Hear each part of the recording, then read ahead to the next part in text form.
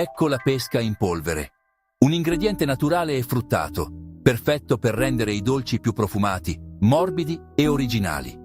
In una ciotola uniamo gli ingredienti secchi, compresa la polvere di pesca, per creare una base profumata e uniforme.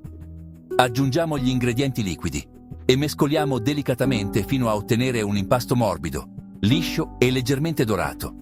Distribuiamo l'impasto negli stampi e cuociamo fino a quando i muffin diventano soffici e leggermente dorati. Lasciamo intiepidire i muffin e li serviamo in modo semplice per valorizzare tutta la loro dolcezza fruttata. Un dolce semplice, fruttato e naturale, preparato con tutta l'intensità della pesca in polvere.